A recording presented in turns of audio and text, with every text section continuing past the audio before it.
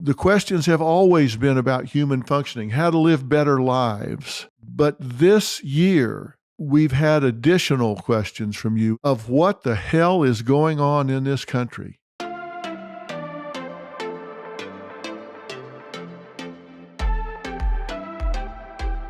Well, hey, everybody.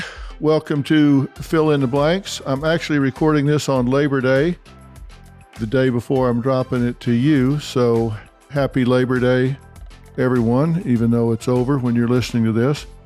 This is kind of special for me because it's been a long time since I've been able to just sit down and talk to you, just myself, without a guest. There's a reason that I'm doing this. It's not because I didn't have a guest this week. I have lots of guests, but I wanted to talk about something really important to me, and that is that this coming Monday, we're launching season 21 of Dr. Phil. That is, of course, very special for all of us at Dr. Phil, but it's special for some other reasons, and I'm going to tell you why right now, because I think this is going to be probably the most important season of Dr. Phil in 21 years. Important because of you, not because of us. And I'm going to pull the curtain back and give you a little insight into how Dr. Phil works. By Dr. Phil, I'm not talking about myself in the third person. I'm talking about Dr. Phil, the platform. You see, every year we shoot and have originals on until the end of May. And then every summer we work really hard to look at what we've been doing and to reinvent ourselves, focusing on how we can respond to and connect with you, our viewers, better and better. How we can tell our stories better, how we can deliver our message better. We've always let your questions drive our content. We let you and your mail, your comments, your questions determine what stories we do, what topics we pick up on, what we focus on. So if you ever wonder, why are they doing this show? Why are they doing that topic? It's because of the mail we get, the comments we get.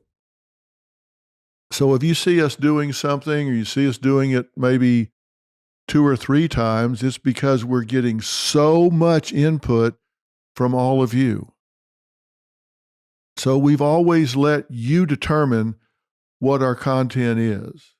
So we look at what questions you're asking and what challenges you're facing and what you want to see addressed. And let me tell you, in the last several months, those questions, those comments, those challenges have changed dramatically like I have never seen before. The questions have always been about human functioning, how to live better lives. But this year, this summer in particular, instead of just marriage, family, parenting, emotions, addiction, the things that you've always talked about, we've had additional questions from you, additional concerns, additional challenges. And they've included kind of a major heading of what the hell is going on in this country. What's going on in what seems like a crazy world. And I have to say, I've not been surprised by that because I've been asking the same questions. But when people ask me that, it's not rhetorical.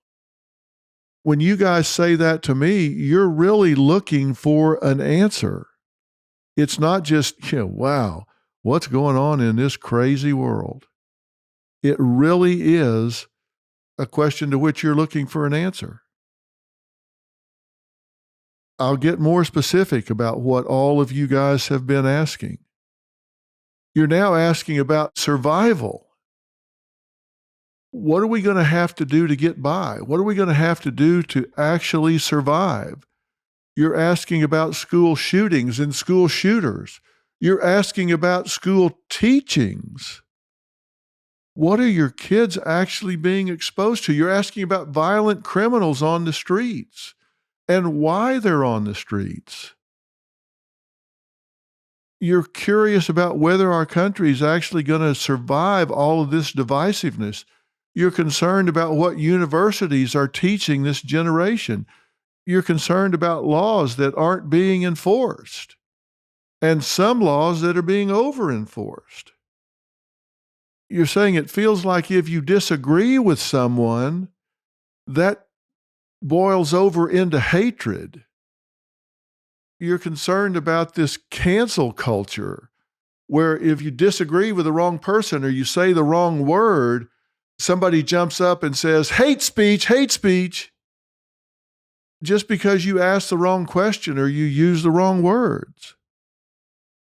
It's like everything is on edge, and you guys are saying, Dr. Phil, what in the world is going on? And your message to me has been like, hey there, Dr. Common Sense, this would be a really good time for you to speak up, step up, and show some good down-to-earth leadership and guidance, no spin. I just want to tell you that my whole team plans to passionately answer that call. We've even turned our studio audience into an on-stage, fully participating focus group for every show.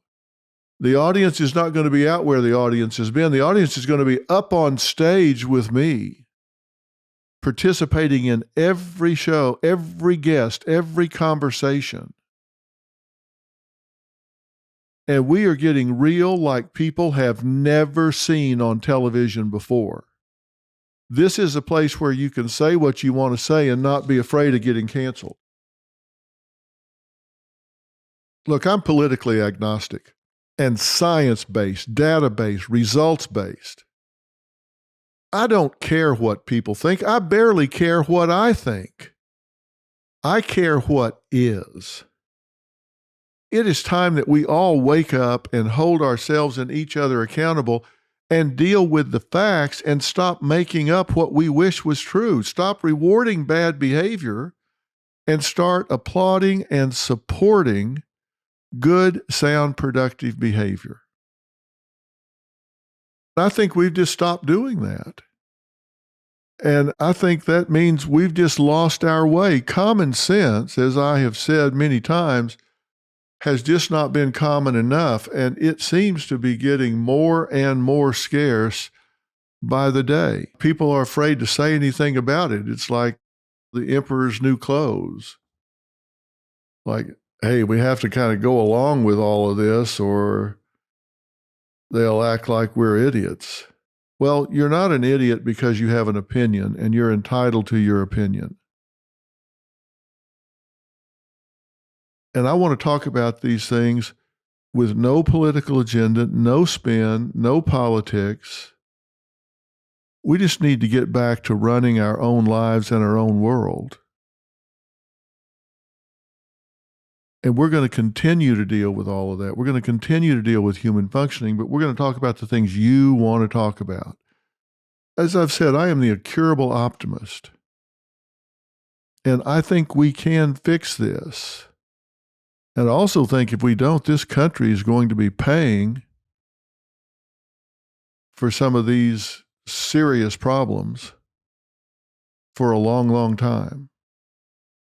And if you want some examples of what I'm talking about, I can give you 100, but let me just pick one as an example of what I'm talking about. This pandemic we've just been through, this quarantine we've just been through, we blew it at every level. Preparedness for this quarantine and pandemic, the response to the pandemic and the resultant quarantine, the management, the aftermath. We blew it financially, educationally, medically, psychologically, economically. And what's more, we're still blowing it today. And I'm saying so, and I'm going to say so in detail. I'm going to amplify that by science with world-class experts that have no political agenda. Because if we acknowledge it, we can change it. We can fix it. But if we don't, It's going to cripple this country for decades to come. This current generation that we have in school, these kids that we have in school, you've probably seen the headlines. We just wiped out 2 years of math, reading, science, all of these different things that kids are supposed to be learning. Well, there's no plan to fix that. We've just started putting kids back in schools that they should have never been taken out of to begin with. And we're going to dig into that. We're going to talk about that. And I'm going to show you what I mean. Because we didn't need the government in here telling us what to do with our own children. If you want another example, school shooters. You notice I said shooters, not shootings. We know so much more information about who these shooters are than we're using that it's just terrible. We need to stop politicizing it and do what we can to manage it. Now, we can have people go argue about the Second Amendment all they want to. That's fine. But there are already more guns on the street than there are Americans. There are thousands and thousands of assault rifles on the street. But that's not what I'm talking about. I'm talking about who the shooters are. And there are things we can do to cut down this tragic trend dramatically, and we can do it right now. 1, 2, 3, 4, 5 steps that we can take to change this right now if people will just shut up and listen long enough to hear what it takes. That's what I'm talking about. That's what you want to know, that your kids can go to school and be safe. We know how to make them more safe. We can't make this go away, but we can slow it down. That's what I'm getting a lot of questions about, and there are answers to that. And I have relationships with the top experts in the world on how to make this happen. You're concerned about what your children are being taught in school. I understand, and you should be. The National Institute of Literacy says there are 32 million people in America that can't read above the 5th grade level. 19% of high school graduates can't read. How do they get through high school? The National Assessment of Educational Progress says 32% of 4th graders and 24% of 8th graders can't read beyond even the most basic level. Why is that? We've got all this controversy going on about changing pronouns with kids that don't even know what a pronoun is. I think we should spend at least as much time making sure they know what a pronoun is if we're going to be talking to them about changing their pronouns. If they want to do that, that's fine, but let's make sure they know what it is. I'm very concerned that we're moving into a victimhood culture. And culture is the operative word here. We are, by rewarding bad behavior, creating a culture of victims. Historically, victim was defined as one who is injured, destroyed, or sacrificed under any of various conditions. And listen, that happens. I'm not disputing that. There are undisputed victims of circumstances totally outside anyone's control that would be consensually acknowledged. I mean, think about it. People that go through hurricanes, tornadoes, earthquakes, and the like. These are events that can injure or destroy people's lives. They can be killed, financially ruined, wiped out. These victims of circumstances don't have common personality traits. They just happen to be in the wrong place at the wrong time. And many might call them survivors as opposed to victims. There are also victims of human-to-human types of harm: bullying, assaults, slavery, genocide, horrific tragedies like the Holocaust, war, things like that. But in my opinion, this victim label has been hijacked and appropriated by today's society. Research tells us, especially among some, but not all, that were born after 1985 and raised by what are called concierge parents, they started to claim that they've been injured by words or ideas. Injured. Now, that's important because they've medicalized it and actually gotten people fired for hurting their feelings. When I say concierge parents, we've all heard about free-range parents and helicopter parents that hover over their children and don't let them get out there and experience life. And concierge parents are the ones who always caught little Johnny or Jill before they fell and scraped their knee and made sure that they all got a big shiny trophy on their 0-12 soccer team that never won a game, and they celebrated every loss with a pizza party. They bulldozed away any obstacles so they never built up any immunity to social discord. They were never allowed to be teased or excluded or picked on even a little bit, so they never built up thick skin. They never learned how to be tough. Kind of like the princess and the pea. Princess was so sensitive that even a pea would be painful. These are the parents that go out and demand equal playing time for their little boy, even if he can't hit the ground with the ball. Forget that a lot of other kids worked really hard to win. They're so thin-skinned and protected that now they're showing up at college and saying their feelings were hurt, that they've been offended, and they're actually getting professors and deans and coaches fired for hurting their feelings. Those are not students that are prepared for functioning in the real world. I'm concerned about that. What happens if they suffer the inhumanity of some university or organization expecting them to actually do the work or job for which they were admitted to that college or hired at that organization, instead of just providing them safe spaces? I mean, come on, what are we doing here? Obviously, I'm not sensitive to a fan of this line of thinking. Comedians used to go to universities because they were open-minded and found humor. Now comedians won't go to universities because they say they're so uptight that they give them a list of things they can't talk about because they would be offensive. So comedians actually don't want to go to colleges. They don't want to go through the list of things they can't talk about. We're turning things upside down. This is a competitive world. And you guys are asking me, what am I doing sending my child to a university if they're not preparing them for the real world? Well, I agree with you. Life is not a success-only journey. We need to call that out. Misery is not a strategy. It's not a way to go through life. Taking personal responsibility, strategic planning, goal-directed behavior, that's a strategy.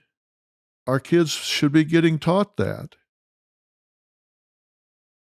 I think real compassion extends beyond a shoulder on which to cry.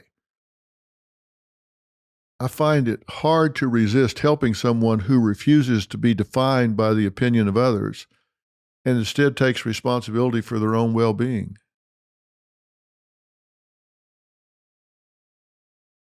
I think we need to create our own experience, and I believe strongly in the principle of reciprocity. I think we get what we give in this world.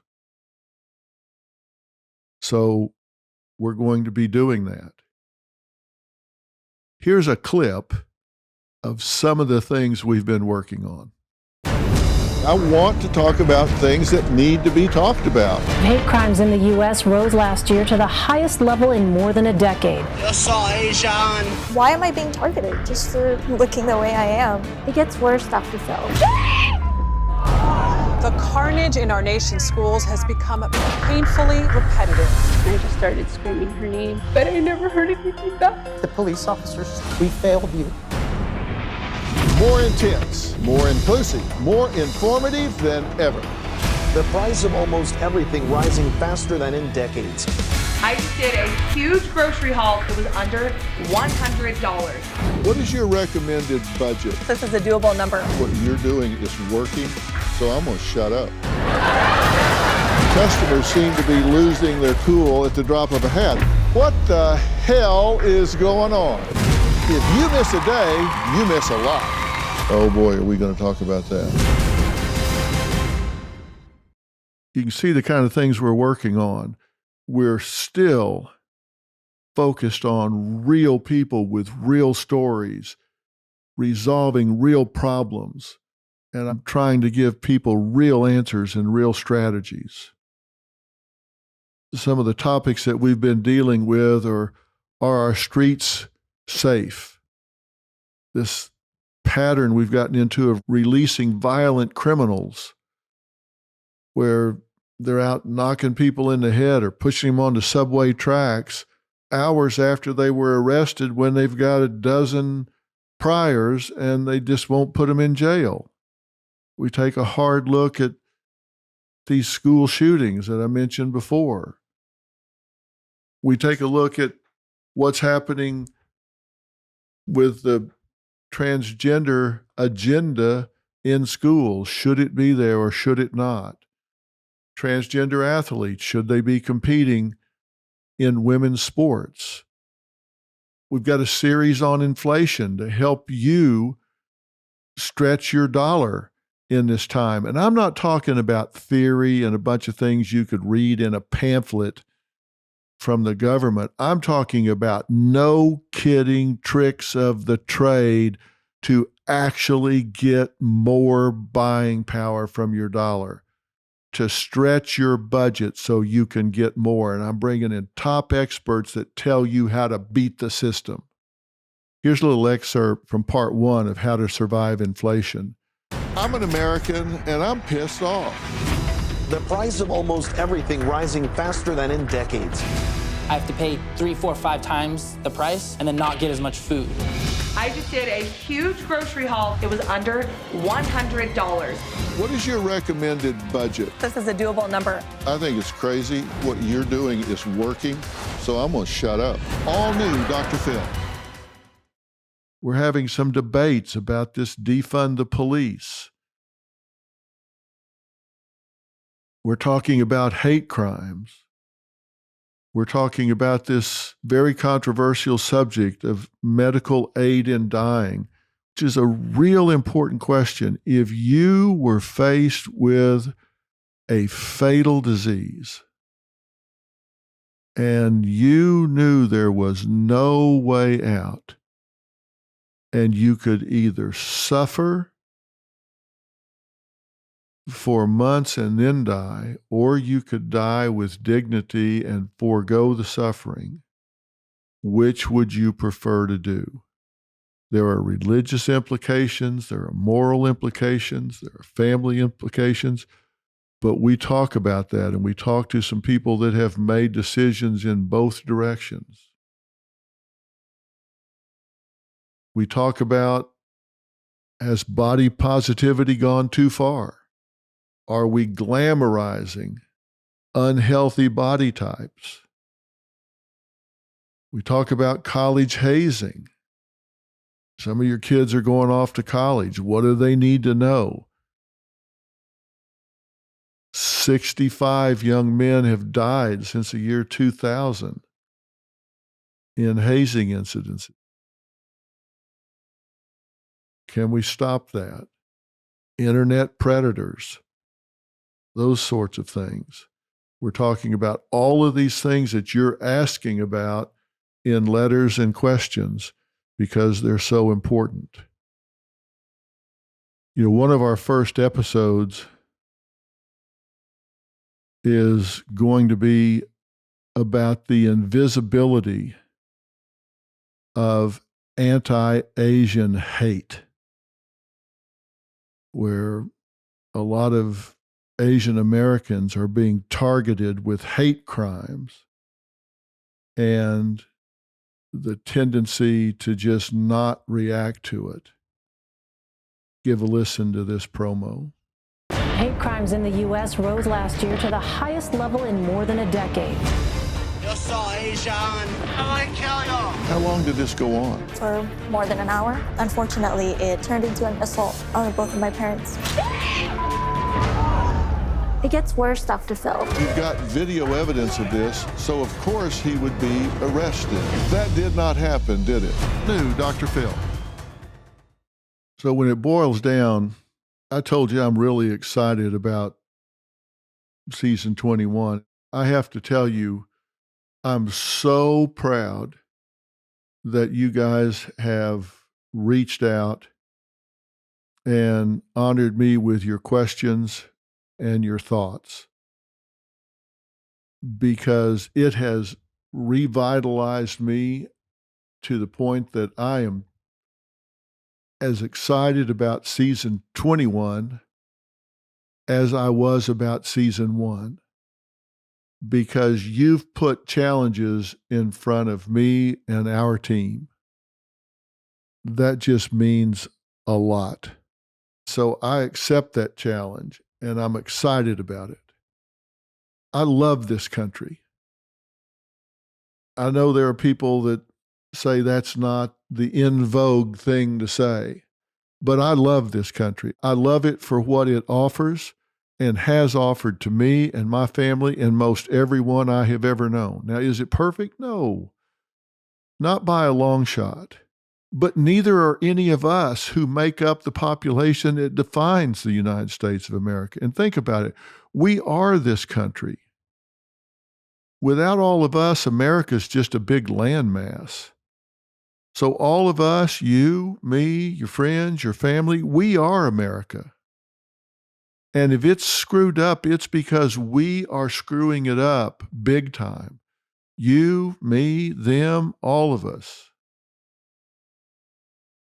And we need to know that. I know it. They know it. Some of us may be too self-righteous and narcissistic and sanctimonious to admit it out loud, maybe even privately, but at some level, we all have to know that we are America. And I think we are blowing the greatest human experience, the greatest social experiment, the greatest opportunity in history. And the reason you're hearing me say this, instead of me hearing you say it, is not because I'm smarter, braver, wiser, or some greater thinker. You're hearing me talk about it because, frankly, I heard your questions and your challenges, and I just ran out of reasons not to talk about this. I've been thinking about this for the last several years.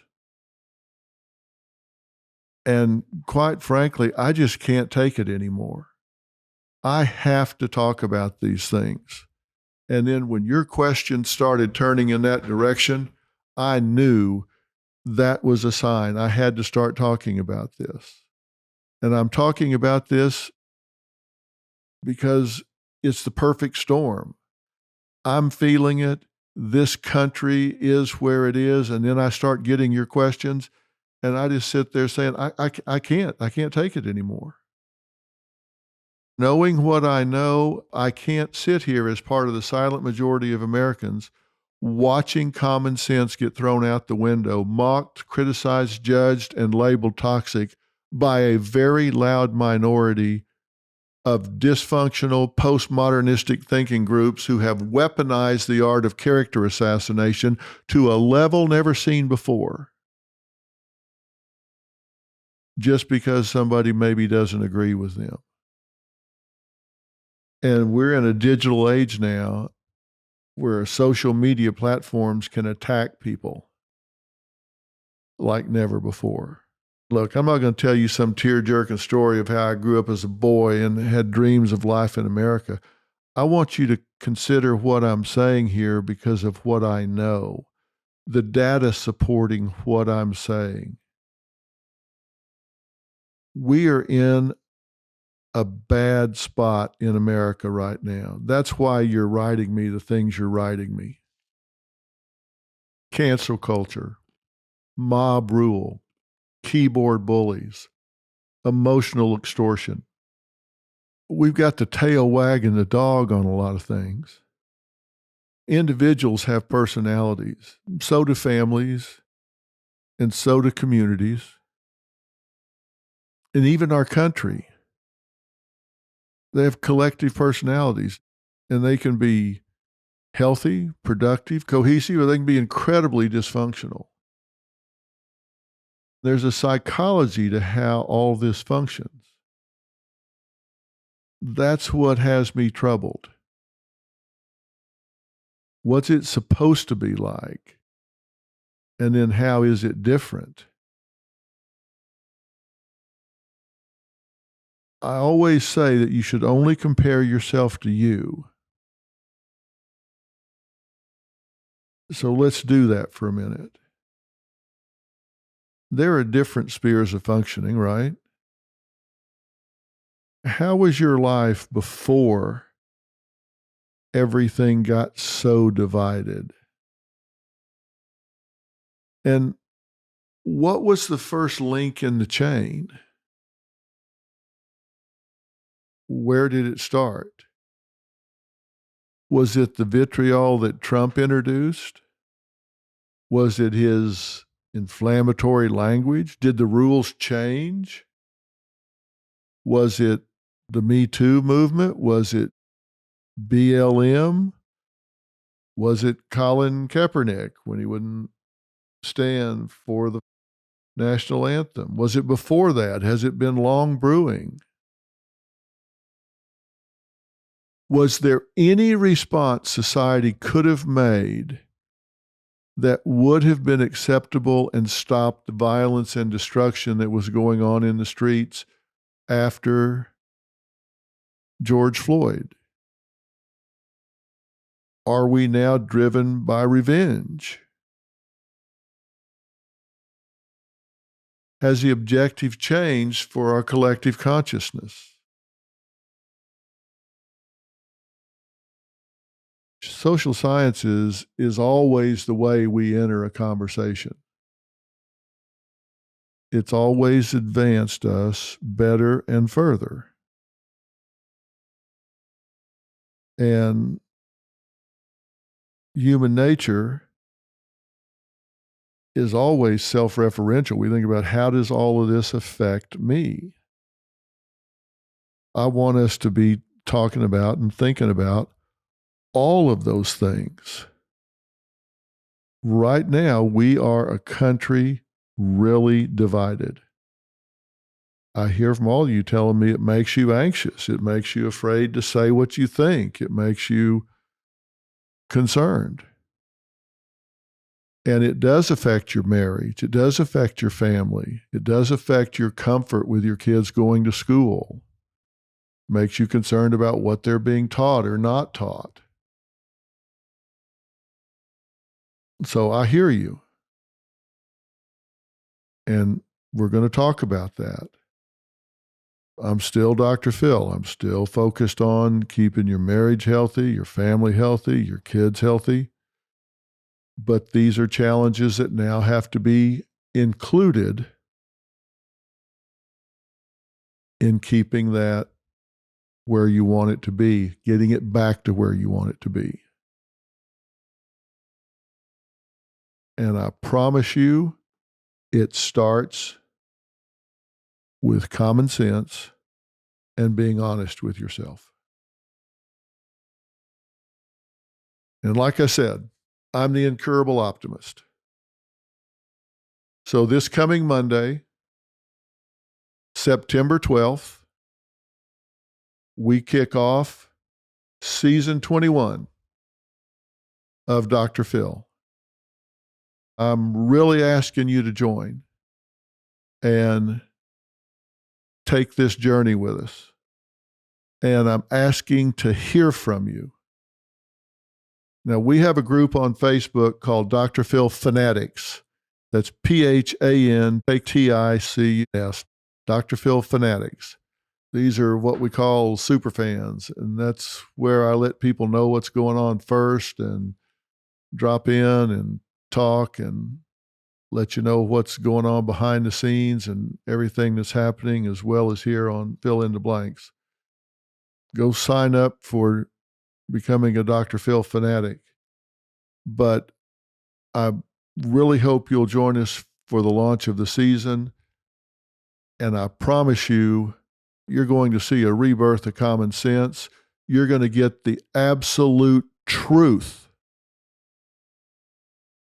What the data really says, what the science really says, what you can do to make your school safer, what you can do to make your community safer, what you can do to put your life where you want it. I'm going to answer your questions. We're going to talk about things that matter to people who care, and the people who care are you. So you let me know what you want addressed, and that's what we're going to do. If you're in the Los Angeles area, or you're going to be, let us know and come be part of the studio audience. You're right up on stage with me, and the audience is participating in the conversations. You can ask me questions. You can ask the guest questions. It's a good old-fashioned town hall meeting, focus group type thing where you can weigh in and be heard. Like I said, this is real like you haven't seen on television ever before. And I couldn't be more excited. So I decided to dedicate this podcast to it, to let all of y'all know. And thank you so much for being supporters of Fill in the Blanks. Listen, tell 5 of your friends to listen to this episode of Fill in the Blanks and to join us September 12th for the season launch. We're still the #1 show, all because of you. And we're very proud of that as we launch off into the historic 21st season. So thank you for listening. We'll see you for season launch on Monday, September 12th, talking about things that matter. Thanks for being here. I'll talk to you next Tuesday. So long.